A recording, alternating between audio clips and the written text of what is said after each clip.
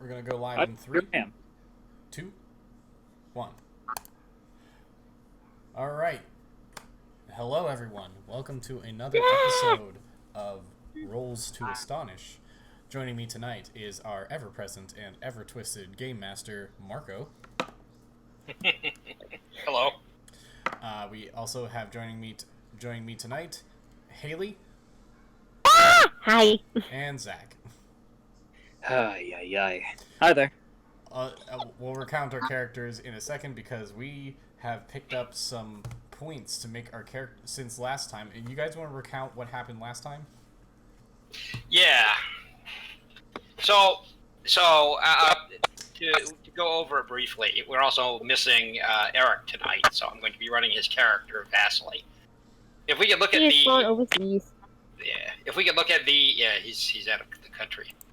If we can look at the map that I've got up, this shows something of the terrain that you guys are trapped in.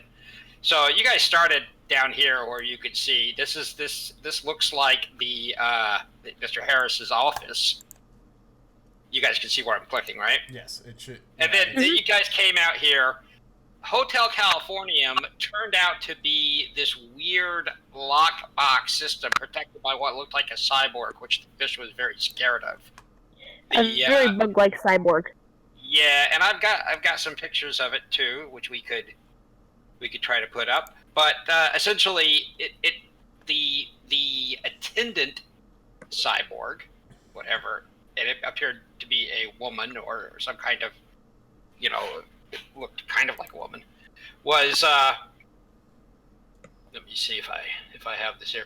The attendant cyborg claimed that she was protecting all of the that she was protecting all of the people in her care, which apparently were stuffed into tiny little boxes where all of their needs were theoretically being met, and that she was doing so because whatever was happening in the above lands, she didn't use that term, but something like that.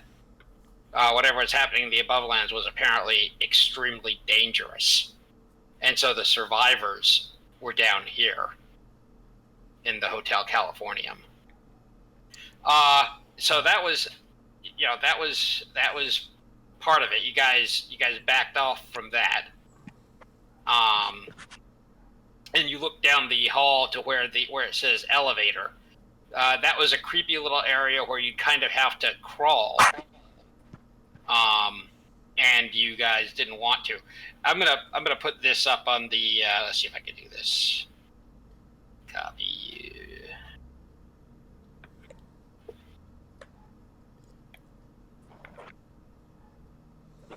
This is a top view where you can kind of see the, or maybe not. Well, anyway, this is a top view where you can kind of see the Hotel California level down there. You can see it. There was a picture there. I can show that better, but later. But anyway, there was like a red glowing window in the back that said secure. You guys looked down the hall to where where it said elevator, and it was a creepy place where you'd have to crawl. You guys, not surprisingly, weren't especially big on that. And so basically what you did was you decided to try going up.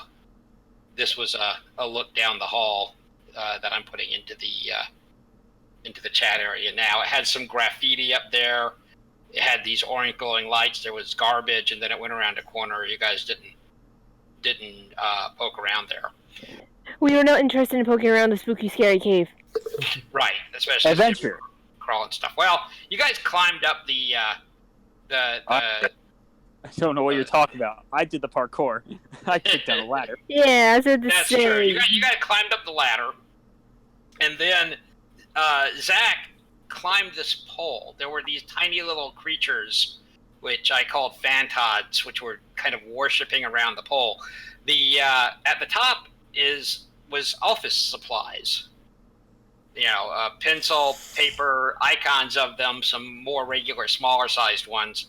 he was able to scale to the top. Now, one of the things that you had found was that cola, that weird drink stuff that you drank, Satori cola. It's 12 success points. The way that a success point works is that when you make a roll, if you make the roll, even if there's negatives applied, if you make the roll despite those negatives, you can spend those success points to have made it successfully. Or if you made your roll by a little bit, meaning a minor success, you can spend those success points to make it by a lot more. So you could, for example, get the equivalent. If you burned 10 success points, you could get a critical hit off somebody, for example, if you were striking them. So he burned 2 success points climbing around up here, and he jumped up here. I'm just clicking on the screen right now, so if you see it. There was basically a rope ladder, and he was able to throw it down, and then the rest of the group was able to climb up. What you saw on top in this weird green-lit reality, and at this point, I would say you guys were probably slowly mutating internally as the parasites that you had fished up out of the depth took hold. Symbiotes. Yeah, symbiotes. Yeah, you could try to take some solace from the fact that they are let's hope symbiotes. It's a small level of comfort, but it's comfort. Yeah, well, it was changing you. What you saw down the hall was this. So I put it in the chat window, so you can look over there. There is this green lit hall that goes around a corner. There's a lighthouse at the end, and the lighthouse has a beam of shadow coming out of it. So I guess it spins around, this shadow, this darkness beam, is what's coming out. Turns out there is a reason for this. A very, very good reason. A very scary reason. Yeah, terrifying. When you went around the corner, you went to the lighthouse and looked around the corner. There was this thing over there. There's a table, and I'm showing this in the view again. There's a tree. There's an archway. There's some chairs, a table set with a bottle of wine. If you click on it, you can see it a little better. Some plates. This thing is floating there. It looks bad, but it's not nearly as bad as what's outside in the darkness. Out there. Yeah. Don't fall into the abyss. You'll be swallowed. Compared to what's out in the abyss, this thing's a friendly grandpa. Yes, this thing was creepy grandpa, but a friendly one. One of the things that was taking care of this place called the bunker. It's in charge of it. And what you saw out there, to give you some ideas of scale, there it is. When you looked out into the distance, you saw these things. These are things like what you have inside you. It's the upside down Shabu. Yeah. Well, yes. And they are these. You know, many of them are small. Some of them are minnow sized. Some of them look like strangely created sharks. All of them out there. One of them is an absolute leviathan, a giant glowing red behemoth. That's terrifying. That the thing is describing as an abomination. If you could upload these to the Roll20, that would make it a lot easier, so I don't have to keep flipping between tabs. Well, I can, but some of them are big. Some of them are too big for Roll20 to handle. Roll20. Anyway, that's about the end of it. So I appreciate the work switching. Okay. Thank you, Stephen. Yes. So anyway, so and it turns out that this lighthouse, the shadow beam, is what's hiding this safe place from the abomination. It keeps it from recognizing it. But these things, including the symbiotes that crawled into you, are people call out to them. So the ones you acquired are presumably ones that, it detected schools of these things, and these are ones that applied to you. So if there was one out there that was like the angel wings, one of these things represented something like that, it would apply to you, and it would find you. So just retracting it using the technology that was created by apparently Ox Industries, Ox Industrial, is not enough. It also has to have a host, the right kind of host. And you guys were the right kinds of host for the things you pulled back. But the abomination smells something that it likes. And if it can find that host, well, you got to look at what happens 8 days from now when you went down. Did you see that? Were you there for that? Yeah, Steven was here for that when everything was on fire and shit. Everything was, yeah, and there was darkness outside, and Yeah. the sounds of something huge That was walking. the result of that little thing. Right. That So was a bad time. so apparently that's what's going on right now. You guys, are you guys are now this thing here, or the thing that you're talking to, actually seems quite benign in its way. It's happy to it basically it seems to not exactly know who you are. Is that the goldfish we're carrying around? No, it's No. the big spiny white monster thing at the other end of the table. It's Confucius-looking octopus dragon. I'm trying to flip through all these, trying to find. I'll put it in roll this 20. one. I see it. That one. okay. Yeah, him. That thing. Yeah. Oh, hi. Yeah, there's a bone white. And in fact, you could have seen pieces of it before in some of the other pictures. So it's up there. But yeah, this is a last ditch effort trying to save whatever could be saved from the upper worlds. And Come on. it tells you, it says you must go. You are not secured here. You will be smelled. The well is still open. The doorway to the upper world still exists. And these things, these appetites and desires, these intellects and catastrophes, if they can find the right host, they will go out. So you cannot remain here. Your scent will carry through the darkness like blood through a dark ocean. And considering that you mentioned someone needed to be the right host, I'm not sure it exactly wants a bunch of teenagers as its host. Oh, I don't think it's picky. it's not, and it will make of you what it will. Well, I'd like to see it try, bitch! Well, you guys. I bet as she's holding up her hand, she notices her hand is a little bit different. She's So like, let's talk about the twist. So you guys have mutated, and what twist did you guys acquire? you two want to go first? Because mine's a bit extreme. I can go first. Mine's probably the least changing. All right. So. Also, before you go, Zach, Margot, I'm changing my mind about one of them, but I'll get to that when Okay. we get, because I just saw one that was better. So go with that. Anyway, go on, Zach.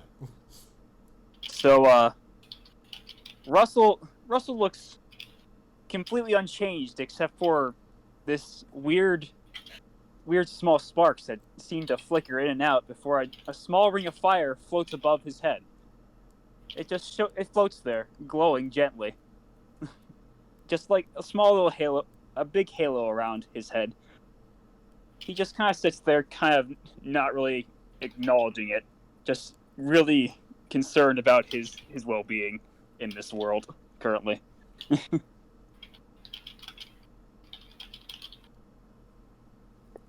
Okay, these are, by the way, mutations from the JAGS Wonderland book that were bought with mutation points that you get for Yep. various things happening in Wonderland. Is everyone? Maybe we should leave, as Russell turns to look at his friends and just kind of his eyes widen. Are you guys okay? Steven, you want to go next, or should I? You can go next. Okay. Jules right now, literally the best way to describe what she looks like is she's pretty much looking like she's turning into the devil incarnate. She's got growing from her, at this point I'm pretty much going to say it's her fingers. She's got these weird metallic knives that just seem to be growing out the fingertip and such, and some even like coming out from her knuckles. Her jaw looks like it basically splits her face in two and is kind of unhinged. Basically think fleshy Pac-Man, but with jagged teeth. Mm-hmm.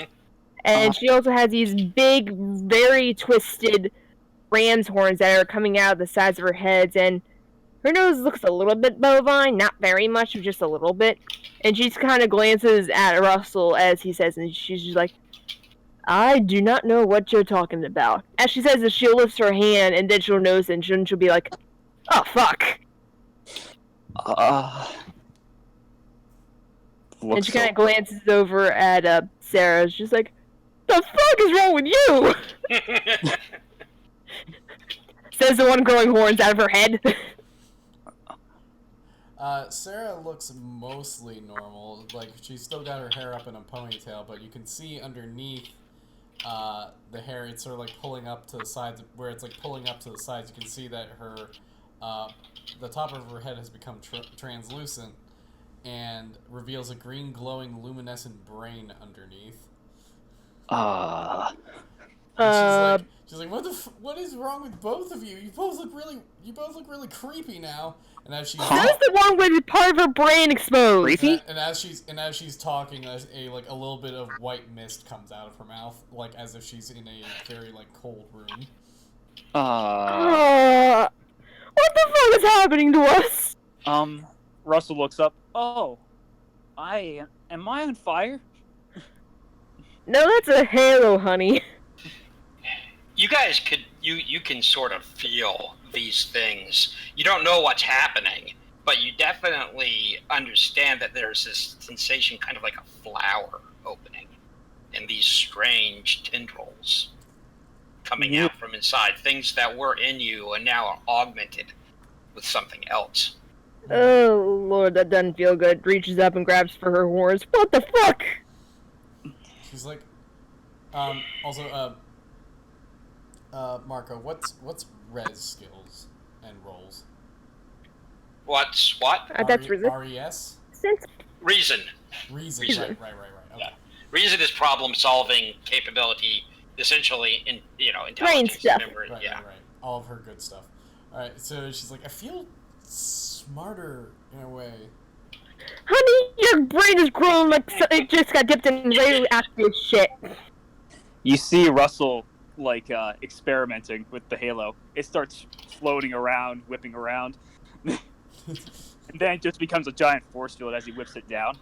Yeah, your brain is growing. He's got a halo. I'm growing horns and nails and such out of my hand. And why the hell does my jaw feel weird? Oh, God! And your jaw's This is unhinged. amazing! You might want to get that looked at.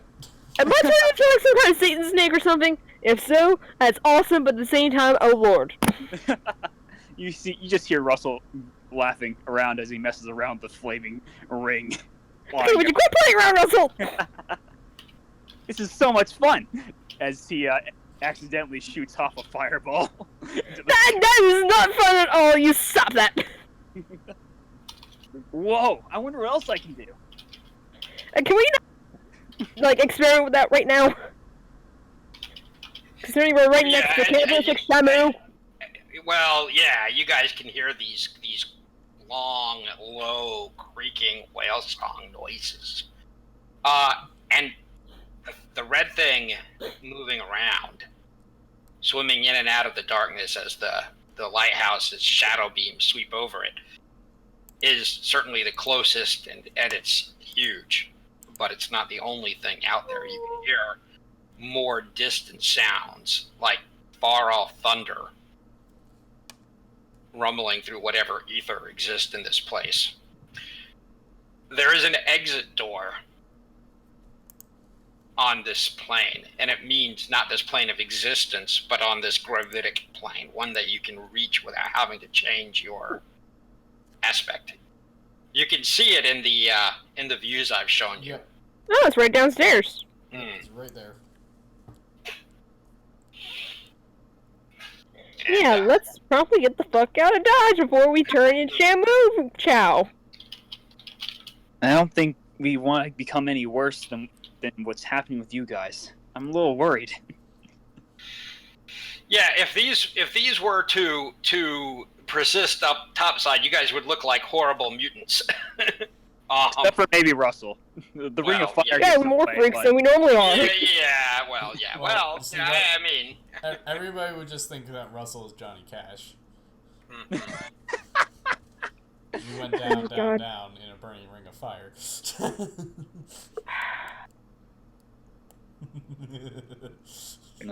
you guys are able to walk. The huge spiky bone thing travels past the archway to look at you as you go. You can see these other icons out there. They have meaning, possibly strange capabilities. But as you cross down on this weird greenish surface of unknown material, and you reach the door appears to be made of old wood. Although the aspect to it, the grain of it, is it seems a bit too perfect, like a replication of wood, rather than or somebody trying to guess what wood should look like. It looks like plastic. Could be plastic wood. Oh, Guys, you can see the phantods, the little flame creatures from the bowls over here, have started forming these human chains, human pyramids and chains climbing up the side of the great pillar like creeper vines. what the fuck are they doing? Do they trying to reach their office supplies? do they look at me in a new light because I now have fire like them? Possibly. Your fire isn't composed of little moving things, most likely. But yes, they appear to be similar. But both of them appear to be objects made out of some kind of dancing radiant energy. Huh. I guess I'm good for a nightlight. Yes. Well, Mr. Nightlight, let's get out this fucking exit. It will let you project light in the darkness. And burn everything to the ground. Well, yes. You're going to open the door? Yeah, Jules is opening that fucking door. Let's get the hell out of here. Man, that must be hard to open with those blade fingers. Oh, shut up! It's got a wide enough handle that you can get your hand around it. Everything pops like a soap bubble. Oh. There is this sudden sense of explosive decompression as everything around the whole perspective of the world seems to sort of implode on itself in this sensation of great rushing movement, just like you felt like you were going down, even though you're not really sure that the direction down applies to what you were doing. In this sense, there's this sensation of going up. Not only is it a physical sensation of movement, which you think is a trick of your nervous system trying to apply sensations it doesn't understand, but also there's this sensation of waking up. You can feel those modifications of yours, the mutations.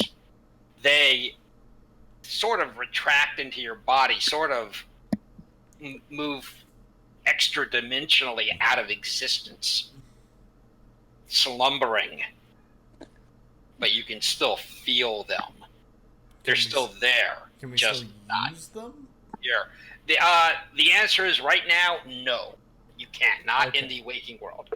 In the lower chessboards, yes. If you even and this is a game master. I'm telling you this as a game master, not your characters don't really understand the Wonderland nature of reality. Right. But even low-level descent will return them to you. So you'll if you see the horns or the halo or whatever, We descend. you'll know. Yeah. Well, Good thing we all have physical signs that we've actually descended. Look around. Are we yeah, fucked up? you would Yeah, know. we're back in it. Yeah. Damn it. Well, everything is vacant. You guys are alone in the school, and it looks like time has passed. A few hours. Like when you were going in there, you guys crowded in.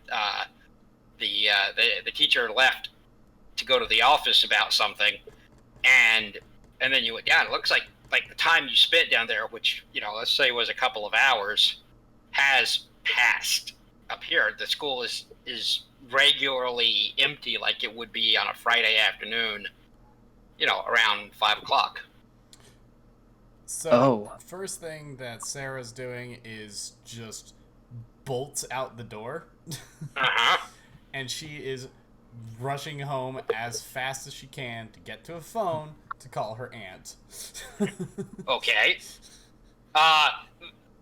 Vasily is saying, wait. I don't want to spend the weekend at home. Is there somebody I could spend the weekend with?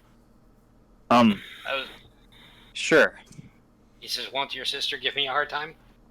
A little, but she'll have to go through me. Okay. Well, we'll try it. My father is having some unpleasant people over, and I never like staying there. He does that. Bros, right? He holds out his fist a bump. Yes.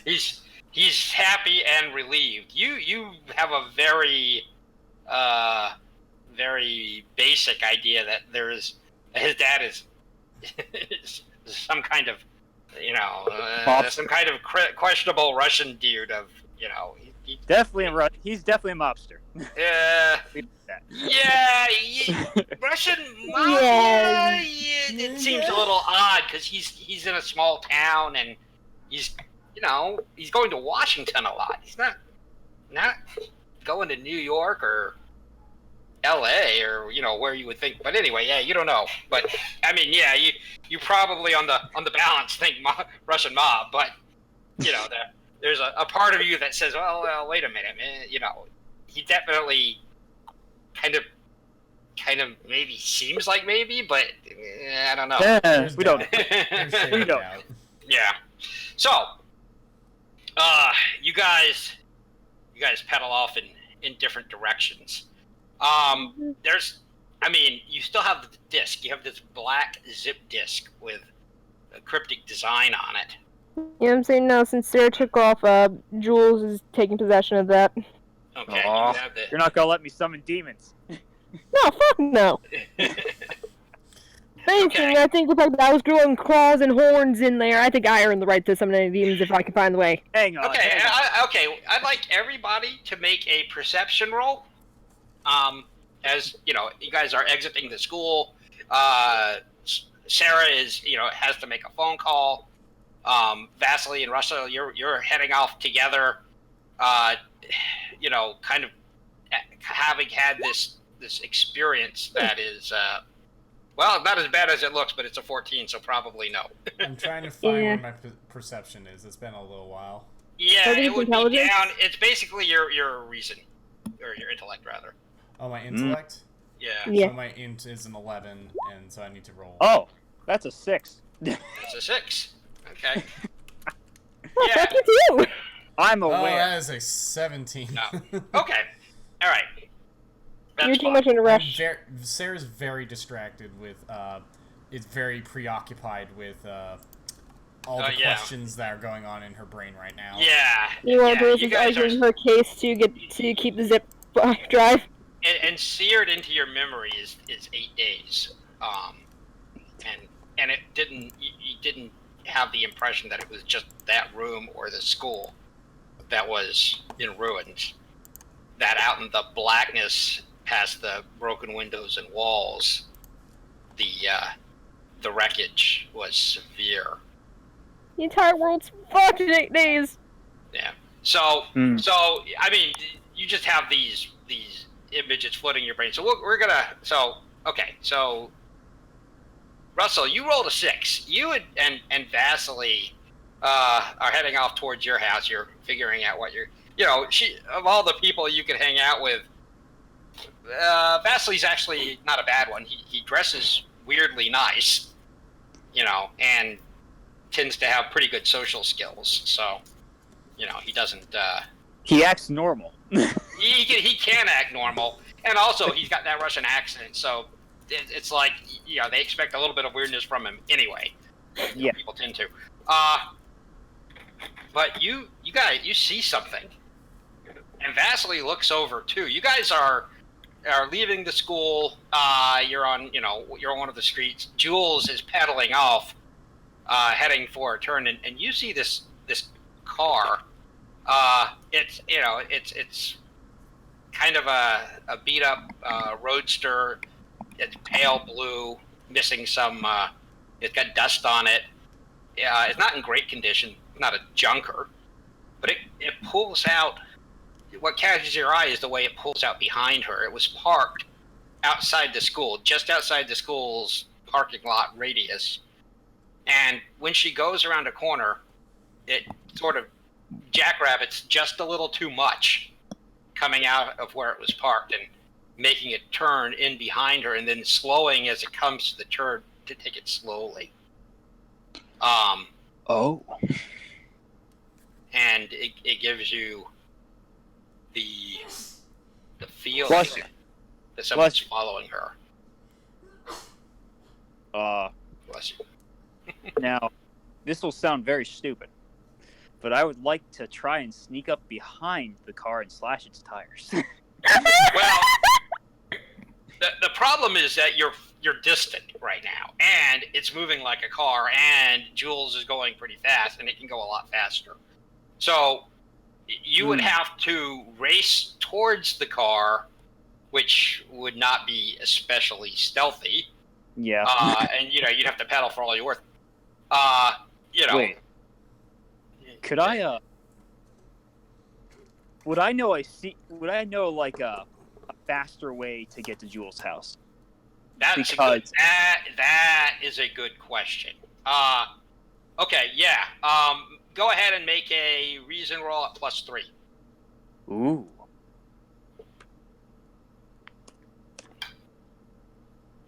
Let's see here. So 46 plus 3.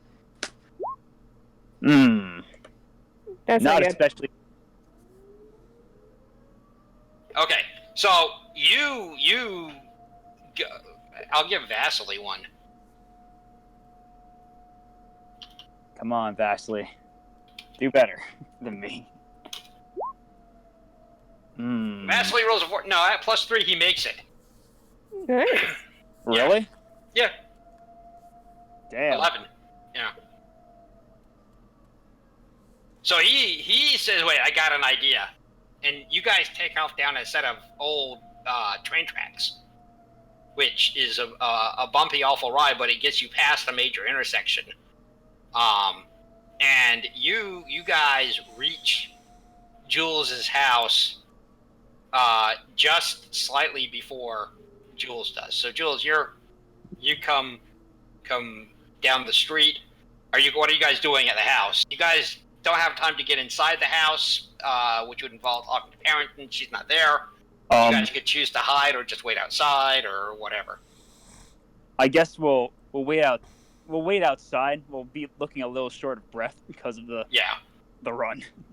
So Jules, you come there around you come around a curve, coasting on your bike, and you see those two outside your house. Vasily is kind of bent over, panting. Russell looks slightly winded. She kind of quirks around. She's like, "Didn't I leave those two in the dust? What the fuck?" Vasily says, kind of. I think you got. Hmm? I think you got a tail. Yeah. What, you mean I grew a tail? What? No. There's someone following you, you dingbat. Fuck. Come on. Max in the garage, get in the house. No. Okay, everybody needs to make will rolls at -3. Will roll? Yeah. Vaseline, no. Vastly, yes. What roll? Just them need to roll? Everybody, no, yeah, just them. Just them. Yeah, because I'm definitely not there. Okay. Okay, 4, so 5, that 6, 7, 8, 9. No, it's at Nine. it's at +3. So if I say -3, you're not subtracting 3 from your roll. oh, Ah, okay, I see. Yeah. So okay, so no, it means your target number drops by 3. So what's your will? my will. My will is 10. Okay, so you would need to roll a 7 or under. Okay. Oh, Oops. where is will? Oh, there it is. Yeah, I made. I'm over by 2. Damn it. It's all your int unless you modified it, right? You can play JAG with 3 stats unless you did something. The idea is unless you're like especially strong or especially smart or especially fast. Yeah, I missed Those mine 3 stats. too as Yeah. well. Yeah, well, everybody looks.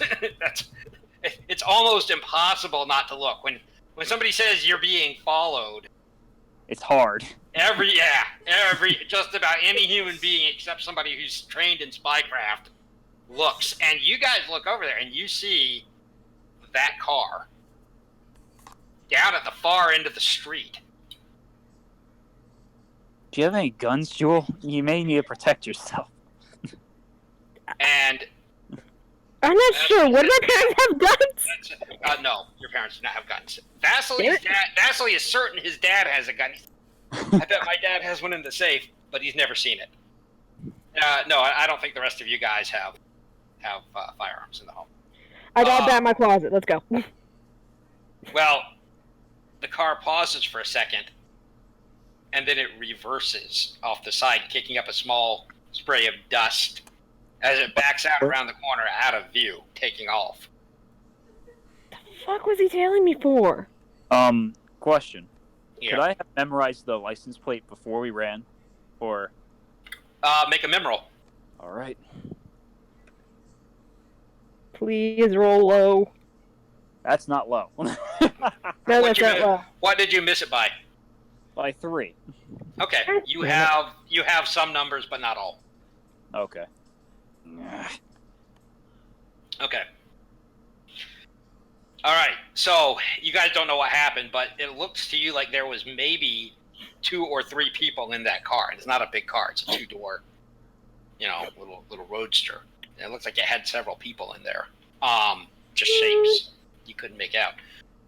So, all right. So we're gonna go kind of in order. Time will pass over the weekend unless you do something. You guys have parental forces applied against you, and yes, there are various things already in motion. Also, Honestly, considering what just happened, Jules is probably like, happy to be under her parents' watch. Just like, oh, fuck. yeah, you guys feel definitely weirded out. As time recedes, it's not like a dream. The feeling does not at all go away. But the sense of unreality comes in like a tide, where your rational mind starts asking if any of this really could have happened after all, and your senses tell you it did. So I'm going to start with Sarah since she raced home, and then what we'll do is I guess we'll go to Russell and then Russell and Jules can pair off and see who goes next. You guys are a little bit split up. All right. For some of this, you guys can still get in contact, obviously through phones or whatever you need. But Sarah, Mm-hmm. Yes. you get home. You come racing home. Your mother's like, "How was school?" Let's right past to the phone. All right. She shakes her head. Okay. Whatever. Yeah, your brother is in there watching something on TV, in the family room, and you call your aunt. Your aunt's there. She picks up the phone. Hello? Auntie, I need to talk to you now. Sarah, are you okay? Is everything all right? No, Yes, maybe, I don't know. Weird. Things I don't understand. You're the only one I can think of. One moment. You hear her say something to somebody else who you presume is your uncle. And then there's a short period of time, and then you hear her say, "You can hang it up." And there's a click as the kitchen phone is hung up. And she says, "Okay, calm down. Centered breathing, remember?" Sarah attempts to breathe normally. And she says, "What happened?" She's like, okay, let me start from, I guess, the beginning. So we were challenged by some kids at school to hack into a corporate computer system, Ox Industries or something. Okay. So we found their... Don't tell my mom about this part. Or about any of this, for that matter. Yeah, she literally kind of goes without saying, but you know that there's like, are you in legal trouble hanging around this conversation right now? So. She's like, Do I need to bust you out of jail, honey? Yeah, so well, we found their website. There's some weird things on it. We found one of the employees lives in town and is from our town, so we went to visit there, and our computer teacher was there. He was recently fired. And there was some weird stuff in the house. Like, I mean, I looked into things some things that seemed wrong. Like, there was a lot of teeth in the fridge, but no. what? This Teeth? Teeth, like a whole mouthful of teeth, but nobody was missing any. There is just confused silence. Confused. That's so just the aunt's current mood, is She confused. says, "Honey, are you sure it was teeth?"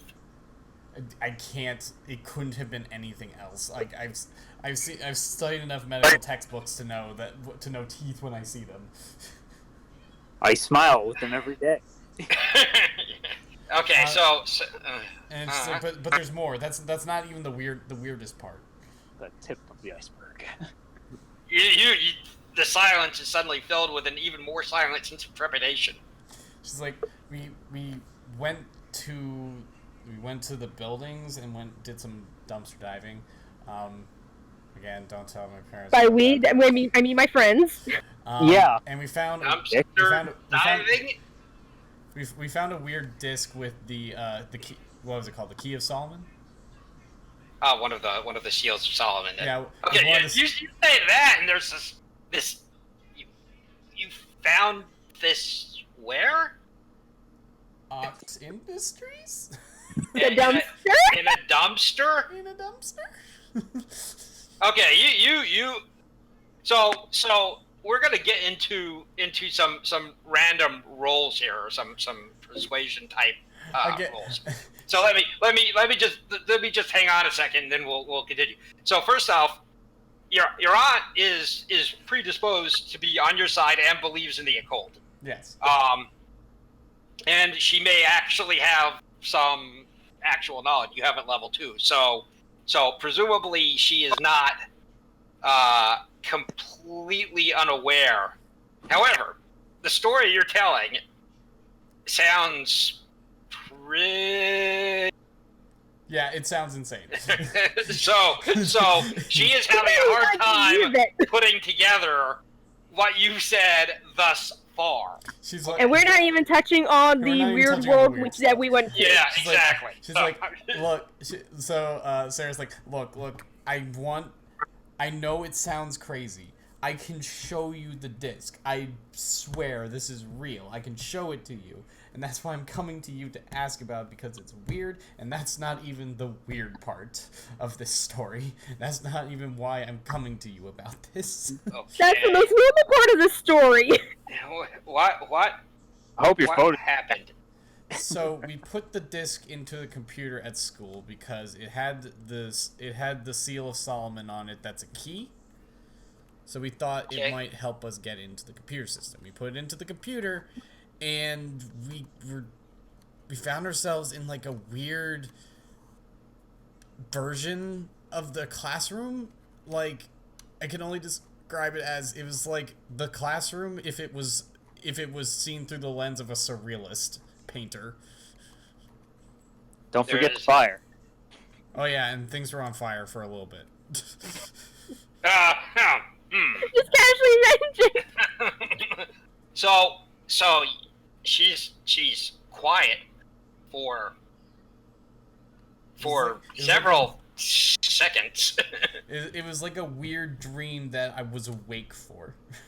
And there was things down there and beings that talked to us before we came back out. We were only down there like a couple out, like in there. What is the couple last hours. time you ate or drank anything? Lunchtime? And what did you have? Cafeteria food, I guess. There was some pizza. You hear something. She's taking notes. A scratch of pencil on notepad. And she says, "Are you familiar with DMT?" With what? DMT. It's a Aboriginal hallucinogenic. I'm not on Used drugs. in- I swear I'm not on drugs, Aunt. I'm not a What is drug my daddy, niece I on? swear. She says, "Calm down. Remember, centered breathing. Give me a I give me just a moment." imagine Sarah saying something like, "The stuff I saw, drugs are not going to get me fucked up enough to see this stuff." I need them so I can be calm. She says, "Do you think that your computer teacher is doing something wrong?" I don't think it was him, but who he was with, who was the employee. He told us that the employee had started having a breakdown recently and was self-harming. In the house that he was You in, hear which was scratches. what? You hear scratches on paper. Yeah, She's taking notes. in the house that he was in, which belonged to the employee of Ox Industries. We found some like pliers, with blood on them, and I found the teeth in the fridge. And putting that together, we think that this guy might have been pulling his teeth out or something. It was really grotesque, but when he came out, he was acting really strange, like how someone would tell you a person should act, and his mouth had all of its teeth in it. You remember asking, "Whose teeth are those?" to your teacher, Mr. Harris. Yeah. And you remember this horrified, lost look on Mr. Harris's face as he stared at his partner's full mouth of teeth, and him saying in a tiny voice, "I don't know." Yeah, I relay that to my aunt.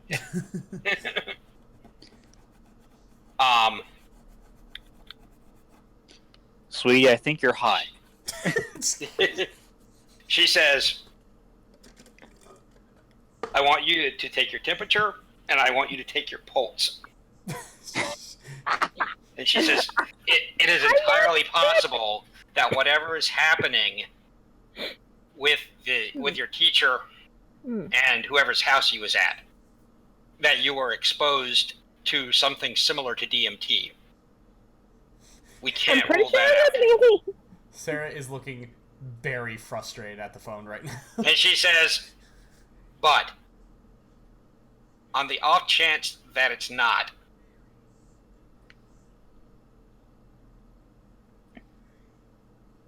Yeah. I want to know if you can speak, if we can speak to your teacher."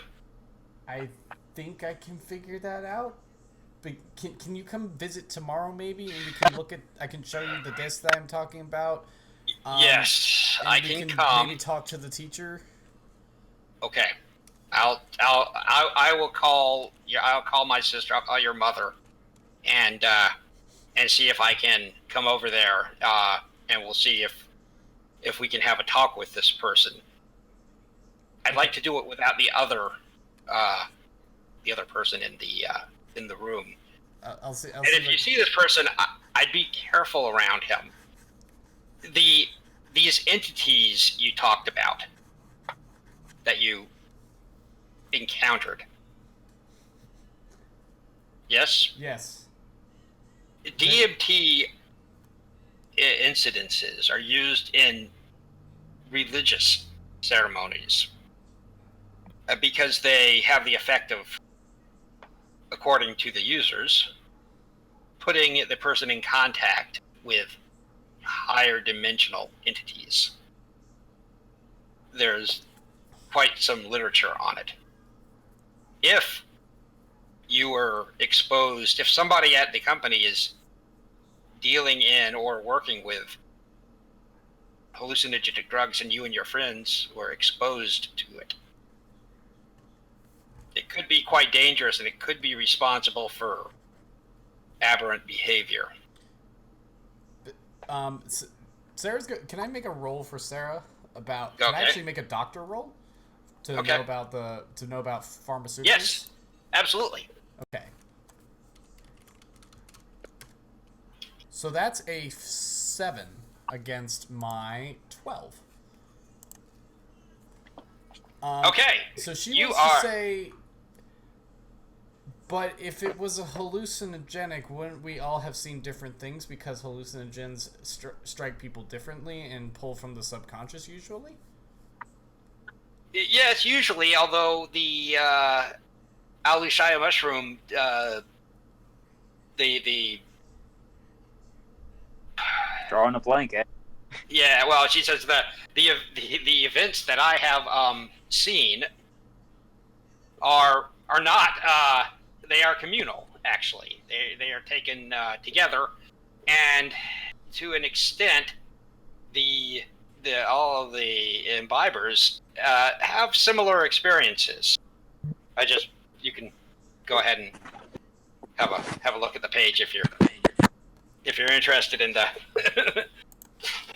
some of the DMT. Yep. But she said, yes. But she says,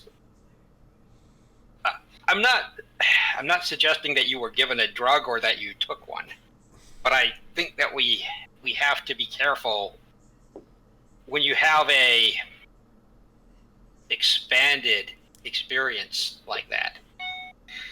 This is not, Sarah, this is not a normal magical progression. Yeah, no. You don't go from being an entrant to having a fully formed out of body, if you will, experience under normal conditions. And it could be very unhealthy. Yeah. Are you familiar with the reading that I gave you on possession? Let's see if she remembers. Go ahead. You can make it a cult roll. Yeah. This is a cult roll +2. You're certainly familiar with the concepts of possession. So, okay, so that is a 6 against my 14. You think it is entirely possible that Mr. Harris's partner might be possessed? She's like, yeah, that might be that is familiar, and that does sound like some of the symptoms I was seeing in my teacher's associate. Okay, all the more reason to be wary. The possessed are usually far more dangerous to themselves than to others. In the classical, in the classical perception, anyway. But yes, we should be You should be careful of him. Yeah, Sarah's like, yeah, this is why I wanted to call you, because like this is outside of my purview of like the occult, but there is one more thing that I remember that's seems very specific that might be something. Okay. So again, okay, two things though. Actually, I'm going to make one more doctor roll to see if I know about the onset time of that hallucinogenic, because it was a while before we got back to the school and did that and ran the disc, right? Yes. Ooh, that's a 9 versus my 12. Yeah. Well, okay. DMT onset is usually 30 to 45 minutes. And how long was it before, like, it was I don't know the exact time, but it was longer than 45 minutes. Yeah, so Sarah points that out. It was like we were at my teacher's associate's house, then went dumpster diving, then got back to the school, and then the weird stuff started happening once we put the disc in. That's much longer than... Actually, that is a heck of a lot longer, because we were at the house, we went to dumpster diving, and then we were at school the next day. Yeah. Yeah. That's a really long... That's way longer than the onset time of... Okay, so she said, when you tell her that, when she gets the timeline down, she says, yes, you're quite right, unless it was a cousin substance, something similar, but not identical. I can't see that being chemically imposed. Yeah, that's a very, very, very long onset time, even for a cousin substance. And she says that's true. Well,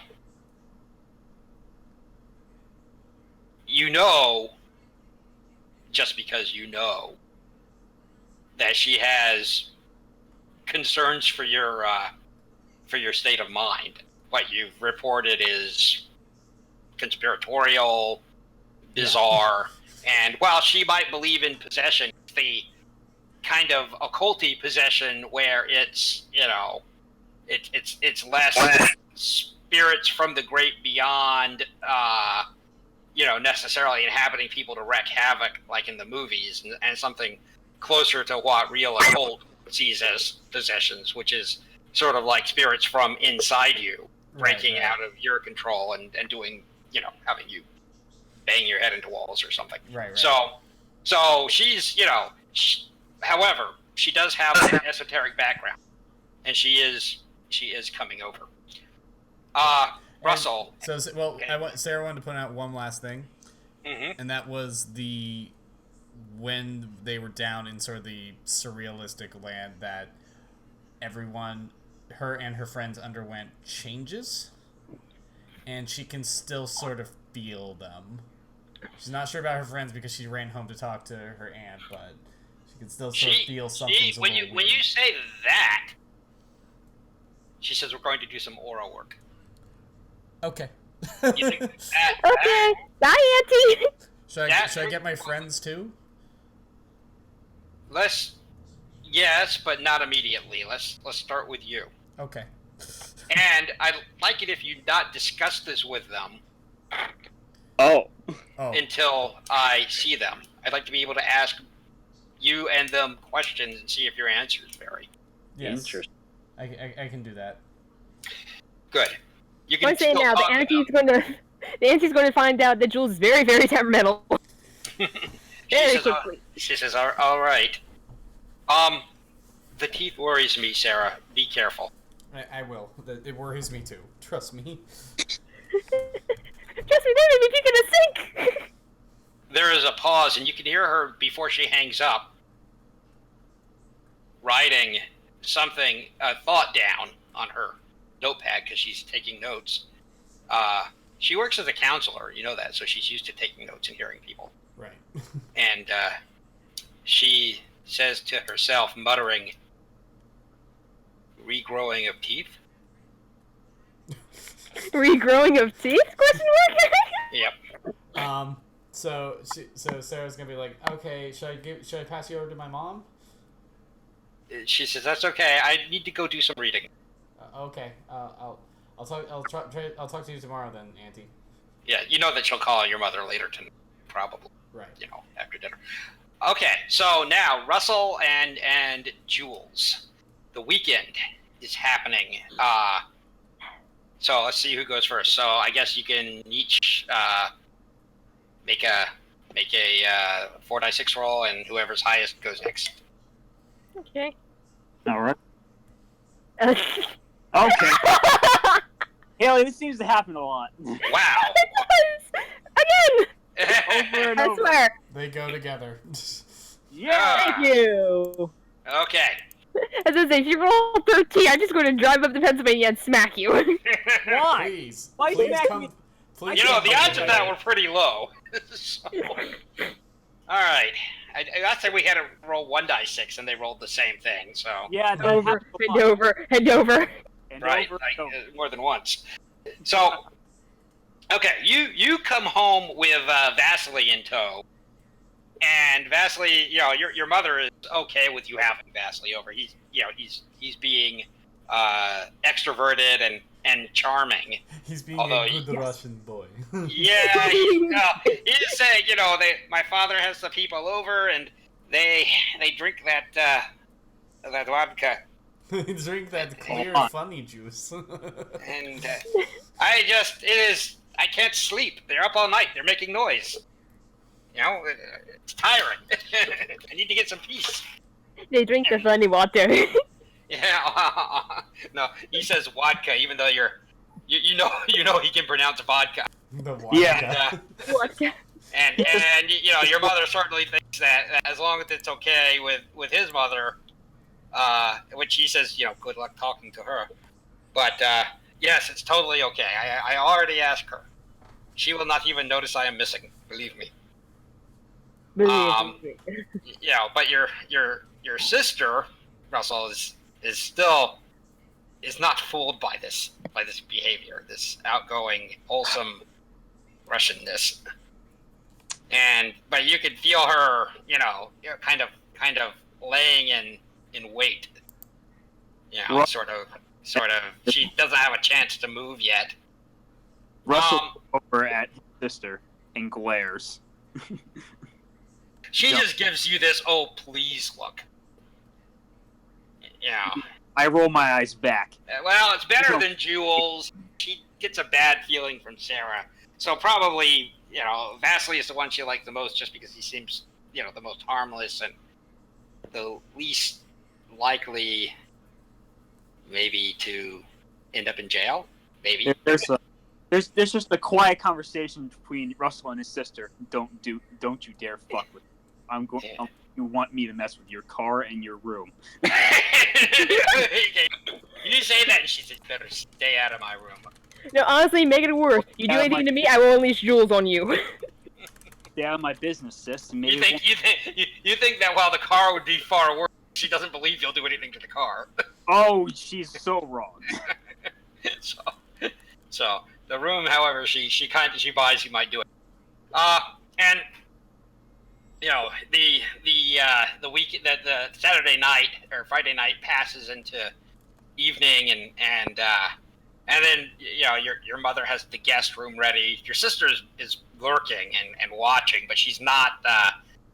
Vasily doesn't do anything to create a problem, and in fact is very relaxed and essentially pleasant. He just hangs out, doesn't do too much, and is charming to your parents.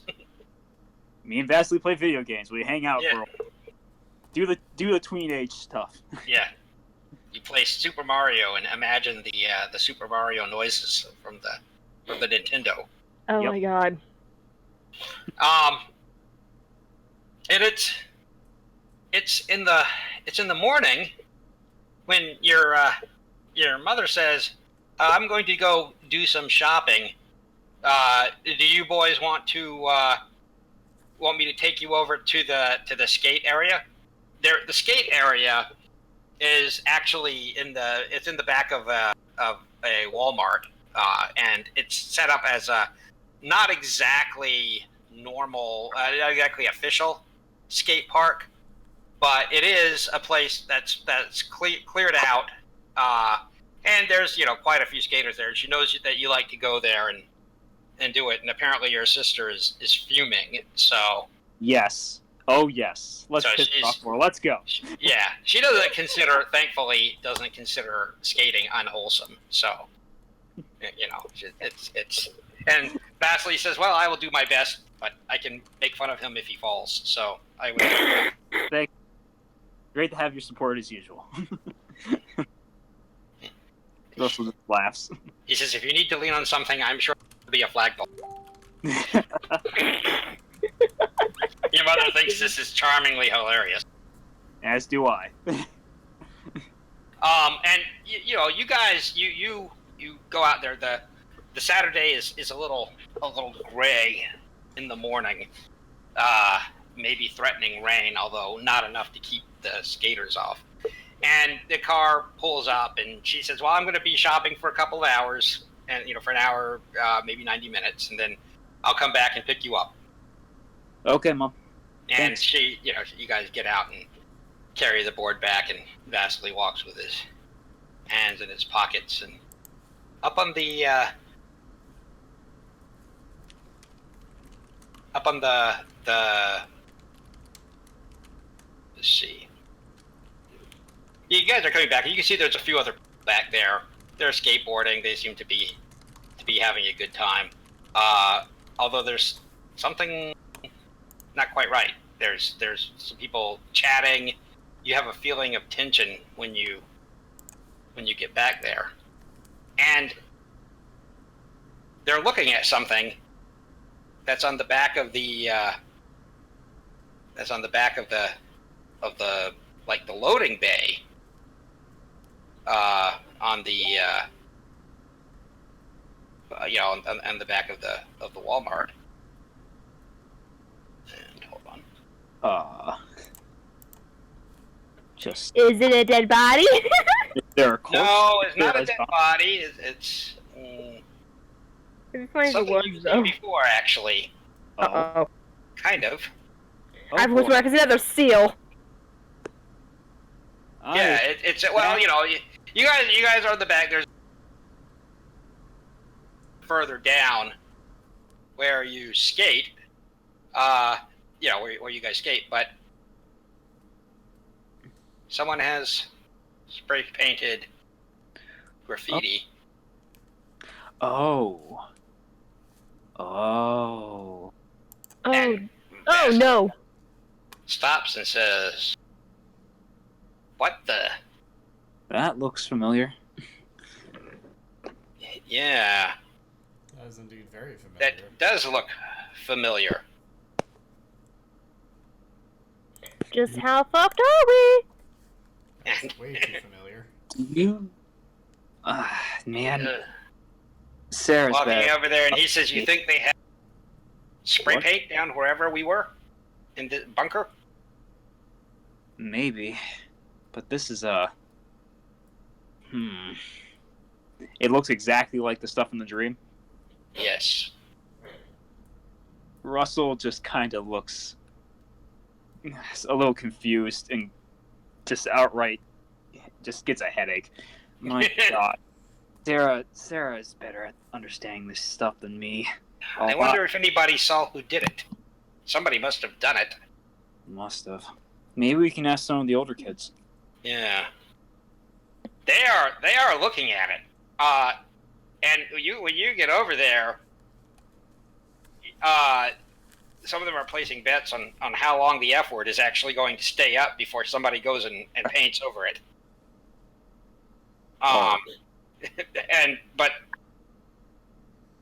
But yeah, they see you guys coming. They know who you are. They don't Vasily, and you kind of know some of them. And hey, we got big city graffiti now. I guess so. Did anyone see who did it though? They look around. Marcus says, who's one of the guys, it was here when I got here this morning. But it looks new. I don't think it was here yesterday, and I was here the day before. I didn't hear anything. I think I would have gotten called from someone. I know the guys saw it, and from the Walmart, and they called for a paint crew to get out here. And Vasily says, "Do you have any idea what it means?" They all look at each other. And one of them says, "It's Sharky." Huh? Sharky? Yeah. Marcus, the guy who knows you, he's older. He's maybe a junior in high school and doesn't go to your school either. He goes to one of you guys are like over the river, so it's a whole other little towny area over here. He says, "Yeah, there's. I think it's bullshit." He looks at the guy who said it was Sharky. He's kind of sitting back. He's got a jeans jacket on, and he's smoking, which is, not exactly illegal, although we can't buy them, but it's definitely frowned on. And in the 90s, it's not all that common. Oh. And the guy says it's fucking Shark Guy. The dude who's sitting down, Marcus says, "There's one of those people they're giving a hard time to. Call him Sharky. Because he looks at me like a shark." "Yeah, well, if you weren't calling him names, you guys have an idea of what's going on here. There's someone they don't like, or some of them don't like, who comes around here. This is near where Mr. Harris was. This is in the same basic vicinity." And the guy who's sitting smoking saying he's one of those fags. Huh. I saw him the other day. I saw him going around, and he was leering at us like he wanted to start trouble. And he says, "Mr. Sharky," he give you those that big fucking grin. Do I could I like link the two people, the guy at the house with Mr. Harris and Sharky? Could I As you hear this, yeah, kind of. That you remember that smile, and you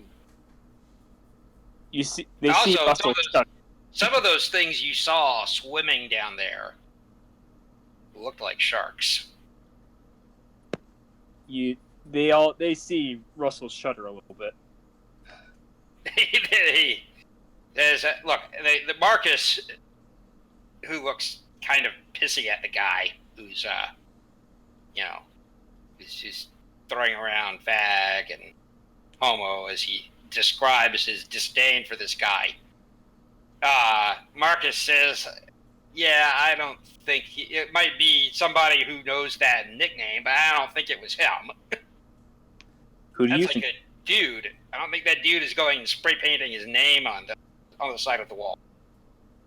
Smoking guy says, "I think he's fucking crazy. You should have seen the way he was looking at me." Could you describe the way he looked? He says, "Yeah, if I could tear my mouth open trying to smile." Like physical. What did he look like? He was lean. He was, one of those small, tight jeans. But it's a basic description of Kilman. Kilman.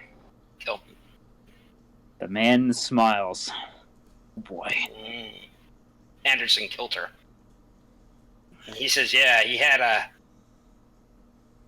this new leather jacket, like one of those Air Force jackets or something."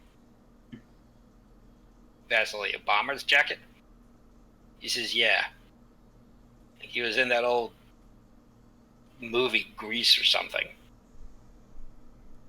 Driving around in his car like he's some kind of badass or something, leering at us." One of the skate guys says, "Yeah, well, you were all..." "Maybe he's had it with you." smoking guy gets up, puts his cigarette down on the ground, and says, "He'll come around here today. Trust me. I've been here the past few days. He always comes around in the morning, like he's looking for us, like he's cruising for ass." Oh boy. Russell's face kind of scrunches up a bit. I think I've met him.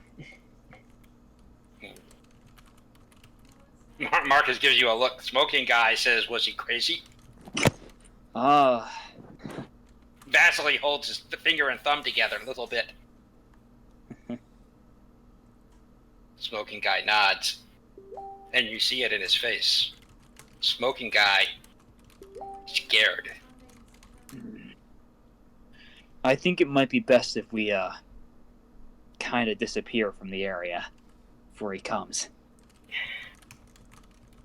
There is not generalized panic, especially because most of these people don't really have an idea who he's talking about, other than, that guy who was allegedly gay, who Smoking Guy and Smoking Guy's friends allegedly didn't like, and something. But yeah, there's a general diaspora of the small crowd. Not everybody leaves, but you guys are now kind of back in the back, yeah, you could go around front and look at some of the shores. There's like a CD store in the same small shopping plaza, and some places you could hang out, or you could skate around back To the loading dock. Yeah, you could. Well, yeah. I mean, the loading docks are back here. They're an area where the employees have generally cordoned it off for people who want to skate. I'll take a look. Why not? Take a look. Okay. Oh well, yeah. Well, that's where you are, right? Yeah. Run back. So you Vasily sits down. You have the skate park kind of to yourself. The skate area kind of to yourself. Not really park, but you can see a police car and a pickup truck with a bunch of paint and tarps and stuff in the back, and a folding ladder pull up, and the cop stands out there looking up at graffiti, shaking his head, obviously real unhappy to be called out here for this bullshit. And the guy with the pickup truck starts laying out the tarps and stuff. Vasily has gone to have a look at the CDs, and you see him come back around the corner. You've been doing some skating, and he motions to you. Russell goes over. Gates over. He says, "Careful. Follow. Look." Follows. He says, I think that's Davy Foss, the mop of blonde hair, dresses in concert t-shirt, button-down shirts over blue jeans, plays a synthesizer. He's one of the cyberpunks. Apparently helped Kevin Mitnick break into Pacific Bell, if you believe what he says. Kevin Mitnick being the famous hacker. He says, "Check it out," says Vasily. "Look there." And you do see him. He's come out. There's like 4 small shops, and then there's like this gigantic wall. It's not even really a strip mall. It's 4 small shops and a gigantic Walmart and a service station out, not connected.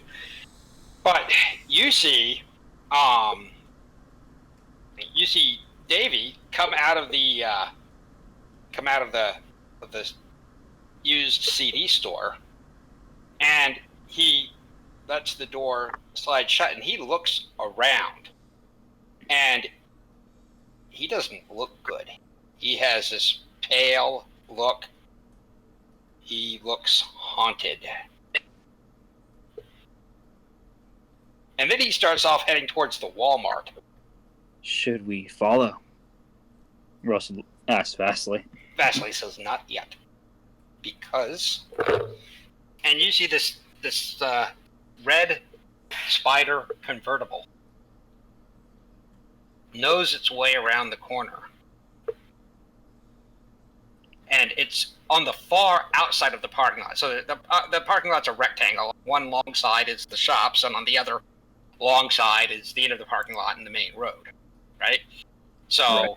Davey is walking on the shop part. He's got his hands in his pocket, his head down. He's got, the hair is, kind of falling over his face as he's heading quickly, looking at his feet now, towards the door of the Walmart. And this red Spider convertible, and you've seen that car before. Oh God, it smiles. He is on the outside of the parking lot, rolling the tops down, rolling along at the same walking speed, matching speed with the hacker guy. It's a pretty long shop front, and you watch this happen as they both go the car, and it's clear that Davey Foss, despite his paranoid look around, didn't see the car on the other side of the parking lot. But it's equally obvious that the driver of the car, who you can only barely see even though the top's down, sees and is tracking him. Great. Foss gets to the store, gets to the front of the Walmart store, looks around, looks back behind him where you guys are pretty far down and by like the edge of, back around back, right? You guys are like right by the corner.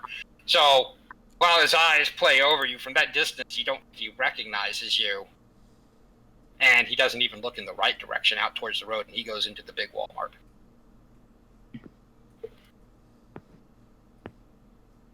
Now? Vasily nods. I think now.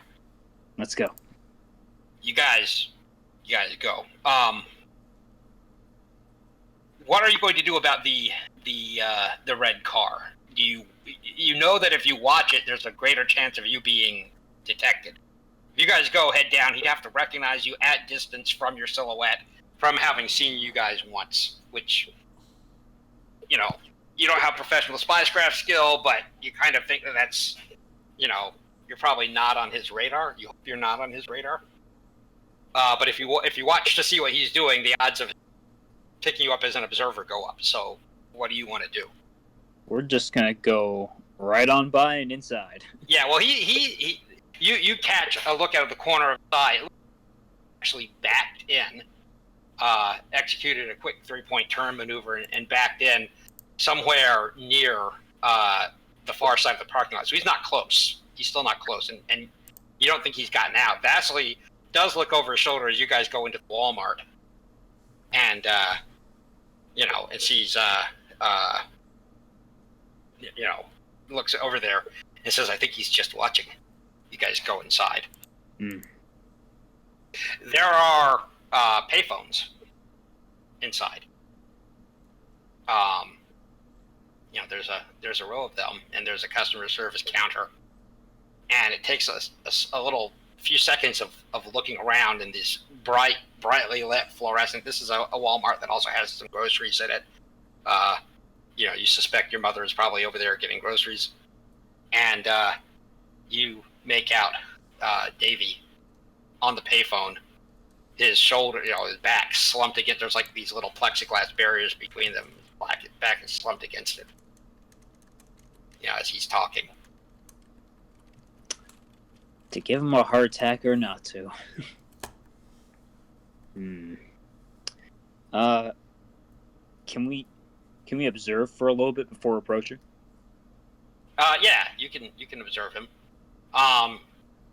If you observe from your current safe distance, you can't hear what he's saying, but he's not going to see you. So, Vasily. Vasily says, "Yeah." Which one of us do you think is better at hiding? I think you're better at hiding. I'm better at distracting. Hmm. All right. Do you want to keep an eye out while I get closer? Why don't you just go use the phone next to him? That's one way to do it. And I mean, he might see you, but Russell jimmies out some quarters. Right. you walk over there, and this guy is not a nice dude. Yeah, and he's kind of big. I mean, he's basically like a fully grown dude. Who's somewhat lean and slightly muscled. He could give you a hard time if he's enraged. But you go over there, and you can hear him say, "Yeah, I'm gonna wait inside. I'm gonna wait inside. It's too open out there. I don't know. Keep trying, Ryan. You can't just have vanished, can he?" Vanished. Then he swears. He says, "Just come get me." And he hangs up. Russell makes sure his face is not like his face is away Right. from the man, and he moves as he moves. I'm going to give him a chance of noticing you. All right. No. He goes past. There's some benches. There's benches outside too, but there's some chairs that are inside, and he kind of lopes over to this metal folding chair and sits. And you can kind of on like a trajectory walk by him, or you can just go the other way. Vasily is moved further into the store so he can see the guy. The guy would have to turn and look to his right, directly to his right. He'd see Vasily standing down there. But Vasily is kind of in amongst the clothes and stuff, so. I doubt he's going to have very many conversations. Yeah, you don't think so? So, I guess I will keep glancing back Mm-hmm. to see when he leaves. Okay. I'll keep in payphone though. Okay, so you're standing by the payphone, so you guys are kind of in an angle. You see the doors open, and you see Alice, the third of the hacker trio, and his girlfriend. She comes in. She looks annoyed and worried. She's wearing her leather jacket. And he gets up and just looks exasperated. And you hear her say, "We gotta find him." And she says that, and Davey throws his hands up and like, "What do you want me to do?" He says, "I ask everybody. No one's fucking seen him. Let's go." And they are heading out. Can I want to follow them just enough to Okay. see. Okay. There are skills to do this. You don't have them, I don't think. I don't think I do because Okay. So basically, I'm going to give you a quick choice here. I'm going to give you a roll of a. So you can have a 50% chance of following close enough to hear and see where they go, but a 50% chance of being seen. Or you can go with an 8% chance. I mean, they're going after her car. Okay. So you can roll an 8, an 8 or less, which means that you really don't get much information if you roll over an 8, but they have an 8 or less to see you. Okay. I mean, they actually probably a 9 or less to see you. You're not really very stealthy. No, I'm not. I think. Well, I wanted to know I wanted to see their car, to be honest. And it's Alice's car. She has a little black hatchback. Okay. So they weren't the ones following. Sorry. No. Following Jules. No. Good question. Though. Not them. Information, though. How many? I think I have 9 success points left, right? Yeah. Information sounds nice. Okay. Let's go 50-50. Why not? Okay. Go ahead and roll. All right. Okay. So. That's a 9. Yep. So. They don't see you. Great. You follow out into the parking lot. They're not saying a whole lot. But then you hear Alice say, I told you guys you should have fucking given up on that website. And he says, if they got Ryan, they've had him for 2 days, man. They're weird, but that's just psychotic.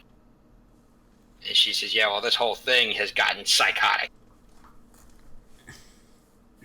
And she gets into the car, and he goes around, and he looks around, completely miss the Spider convertible. The driver's still sitting in it. And when she pulls out, she is a pretty good driver. She pulls out a little fast, and her car kind of snaps around as she executes a pretty tight turn and then stomps on the accelerator in frustration, zooming down the middle of the parking lot to make a right turn and then get out onto the road. But she's got nothing on the Spider convertible. That rockets out silently, executes a nearly perfect turn. That's not good. Slips in behind her. As she gets out onto the road, you watch it dart quickly behind another vehicle that's slow minivan out of her rearview mirror, and then pick them up immediately with a sudden hard burst of acceleration, missing it by inches as it cuts around it to slip onto the road, several car lengths behind her. And then they're gone. That doesn't bode well. Russell Jules, Oh, finally, my turn? it's your turn. I'm sorry. Yes. Okay, so you feel like a stuffed Thanksgiving turkey. Well, maybe not quite like that, but you are trussed up in this dress. Is despite what your mother says, it is unquestionable. And It's you have pink! yes, and your dad has somehow, out of all justice, escaped this. Apparently, due to having to work. So you and her have arrived at the compound of the devotion, which is like absolute last place you want to be. Especially after what the fuck I experienced before. Yeah, no, let's not. I'd rather deal with the giant fucking whale. And Let me deal with upside down Shamu instead. And they have so there's a main chapel. So they actually have a church meeting in town, because not everybody lives on the reservation. There are plenty of people who are members of the devotion who meet in town, and it's a modest, small little church. They bought it, from another congregation that dried up and blew away. And you've seen they all should. You've seen it, and I mean, from the outside, it looks well kept and ordinary, as far as you would call it. However, the compound does not give you ordinary vibes. It has its own motor pool in the back. It's got wireframe fence around it, and some lights up on post, like a military motor pool almost. It's got these racks of dorms where the faithful apparently live that remind you of military barracks, and then a couple of large buildings, one of which is entirely devoted to its on-site chapel, and one of which seems to be like the admin building or something. And out back, they have a nice little garden area, which is where they either all do the cyanide Kool-Aid ritual, or more conventionally hold marriage ceremonies. And they have all cyanide marriages. Well, you're familiar with Jim Jones? I think. No. Yeah, she probably is very aware, very aware and very much knowledgeable about him, which makes her hate this church even more. Okay. so Not that shit. And everybody is overdressed. There's all of the boys are wearing 3-piece suits, and the girls are all in all of these pretty dresses, and everyone is being kind of fake nice to each other. And your mother has met up with the circle of friends that she knows from work, and after you go through this excruciating set of introductions, Just that you can tell that she's forcing a smile. Just fuck off and die. your mother sighs with relief. These are her work friends, so yeah. As you manage to keep the smile perhaps badly pasted onto your face, and and everyone. These are all work people who are also members of the devotion, or not, or just work people who are also invited. So it's a lot more normal. These people are like, yeah, hi. And there's they have a thing set out with small snacks, coffee, and Jules resists the urge to start a food fight. yeah, the wrath of your mother is. You might not be totally afraid of it, but the nuclear scenario of starting a food fight at the wedding does give you some cause for concern. You're not sure how low the DEFCON could go.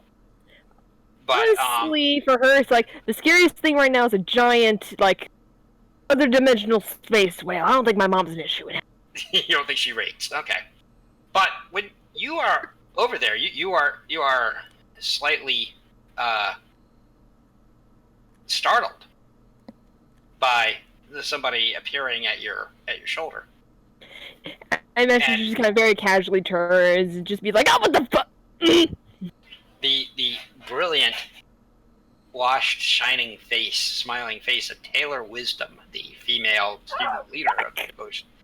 And she smiles this entirely fake smile because she really thinks that Sarah would be the one that they would want to recruit, right? Jules is damaged good. But she says, "Julia, why, I didn't realize you'd be coming." And everything about what she's saying is just completely fake. But she says, "I'm so glad you're here." Yeah. Cut the bull, honey. And she kind of tilts her head like a dog trying to figure something out quizzically. And she says, "It's no bull.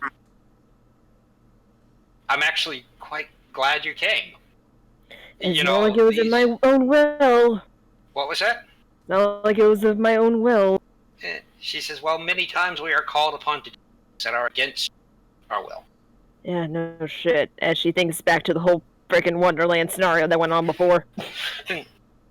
And thinking to herself, I'd rather be back there than here. And you see these people walking around, the bride and the groom. They have this flower arc thing set up that's actually pretty nice. In terms of being a wedding setup, and they're taking some pictures over there. And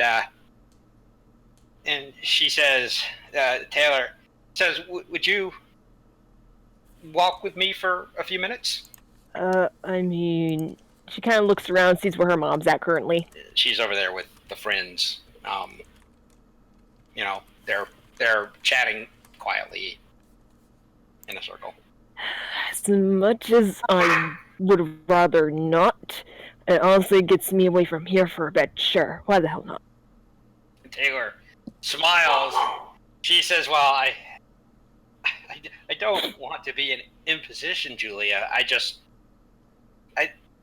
thought we might have a chance to share some things." She's walking along. Her hands are clasped together in front of her. I'm saying, are we walking along like where the snacks and all are still? Like you're what? Like where the table of snacks is? Are we walking like along there as we're leaving? Yeah, you're walking along there, but Do I happen to spot any kind of utensil that can use a stab, just to be safe? plastic utensils. That's the best I'm gonna get. She's grabbing a plastic fork and she's kind of tucking it under her skirt. Just, yep, I'm not taking chances. This bitch comes at me, I'm going down with a fight. Plastic silverware hurts. It does. Yeah, if you get somebody in the eye with a plastic fork, they're gonna feel it. Yeah. No, Hey, kiddo. plastic knives hurt. One But second, guys. Not a One problem. But that's her first instinct. Is just, I'm going to lead this event with this bitch, but she comes at me, I'm going to be weaponized. Only plastic? Fine, that works. And she says, "I might have to go soon, but we'll go as much as we can here." So she says, "So what? You just started school." She's like a year ahead of you. There's the and then the boy is like a junior. And they keep rotating people through. Right. And she says, have you thought about what you might do after school? I know it's a bit early, but you never struck me as somebody who is planning on going to college.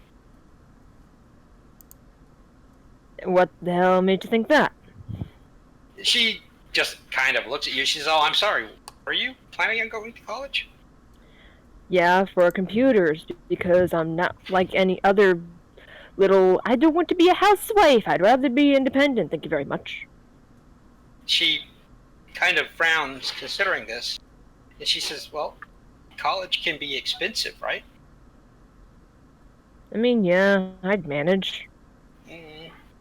Unless you have scholarships, I don't know. Do you think you're going to get scholarships?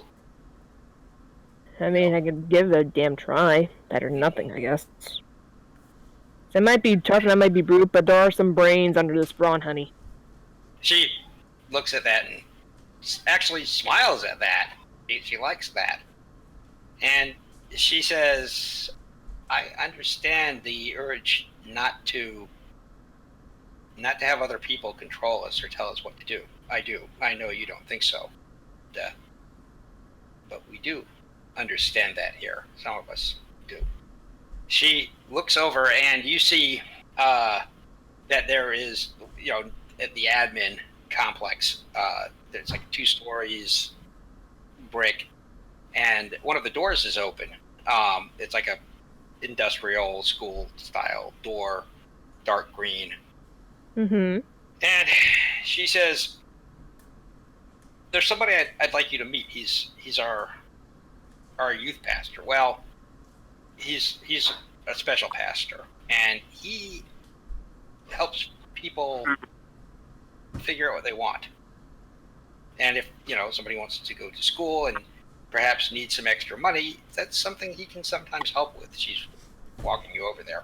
It will just take a second.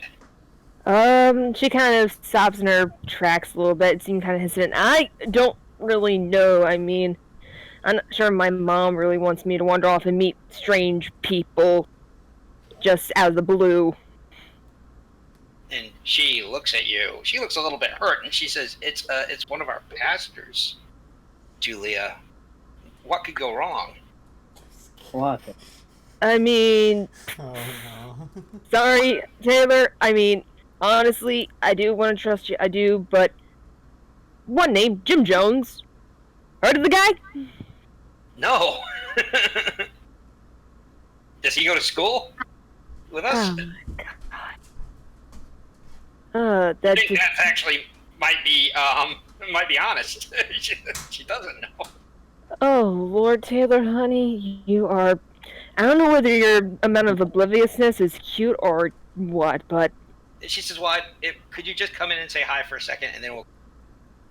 I'll say hi, but that's the extent you're going to get from me while I'm in this dress. She nods, so holding her hands up like Aiden. She goes over there and she says, I think you'll like him. Maybe. She says she kind of follows her in. She steps behind palms to make sure that her fork's still there. Inside, you see that there are 3 people. One of them is Taylor, I'm sorry, Mark. She's Taylor. One of them is Mark, the other youth, the boy youth leader. Mm-hmm. And 2 of them you don't know. They're all wearing black jackets, suit jackets, white shirts with thin, narrow ties, black pants. Through the office window, you can see into the motor pool, and you see a dusty blue Sportster. Wait a minute, would I happen to recognize that thing? You recognize the car that was following you. She kind of stops in her tracks, Behind and you, she lets Taylor keep going. Well, this is inside. You're inside the room. Taylor is closing the door behind you. And I'm gonna have to stop here. I'm sorry. Oh, fuck! I'm screwed! I'm fucking screwed! Because I gotta feel Mr. Pastor owns that car! I'm fucked! You have a fork. You got this. You have a fork. It's plastic. I have a fork, it's going in the pastor's eye, or his junk, whichever I hit first. Okay. Well, we will do this next week. Hopefully you'll be here. Eric. All right. Okay. Strange and dangerous! Never thought so! Massive! All right, guys. Good game. I enjoyed it. Hopefully that all worked for you guys. Yeah, that was fun. Okay. Good deal, guys. Thanks. Let me know when the link is up. Take care. Well, Alright, well, let's later, do the Marco. outro. Good night. Bye-bye. Bye. Alright, it's good having everybody here. Thank you all for watching. That's episode 4 of Stranger Wonderland. And we'll be back next week. Live on, play strong, and roll out!